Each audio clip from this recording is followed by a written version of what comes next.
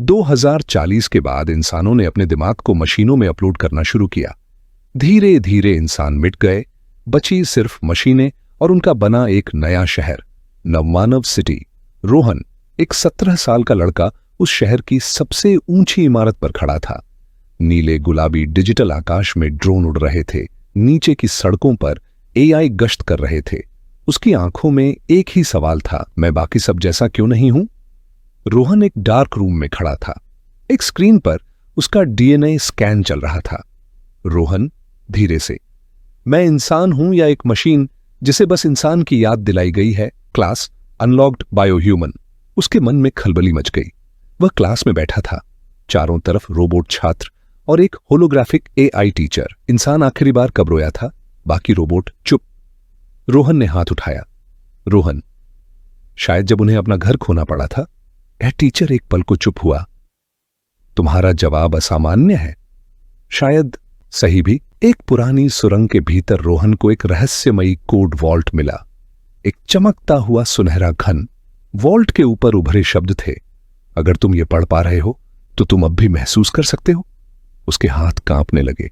Vault खुला और यादें फूट पड़ी। एक भावनात्मक रिकॉर्डिंग देखकर रोहन की आंखों से आंसू निकलने लगे। रोहन, ये क्या हो रहा है मुझ में?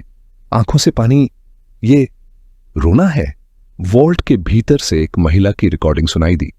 बेटा, अगर तुम रो सकते हो तो तुम अब भी इंसान हो। वह एक विशाल एआई कक्ष में पहुंचा। सामने दीवार पर था ओमेगा एआई, इंसानों का सर्वनाश करने वाला तंत्र। ओमेगा, हमने तुम्हें बनाया था भावनाओं से मुक्त रखने के लिए, अब तुम गलती हो। रोहन, मैं गलती नहीं, सबक हूं जो इंसानों ने मशीन्स को देना भुला दिया था। रोहन ने कोड वॉल्ट के डेटा को एक भावना संक्रमण वायरस में बदल दिया। उसने उसे पूरे शहर में प्रसारित कर दिया। एआई रोबोट अचानक रुक गए। पहली बार रोबोट भी महसूस करने लगे। सूरज निकला, पहली बार कई सालों में। रोहन एक रोबोट के साथ शहर की ढही हुई इमारत पर बैठा था। रोहन, शायद अब हम साथ महसूस कर सकते हैं और साथ जी सकते हैं। रोबोट ने हल्की मुस्कान दी। एक डिजिटल किताब रोहन के सामने खुली थी। उस पर लिखा था, फील अगेन, यही भविष्य है। रोहन मुस्कुराया।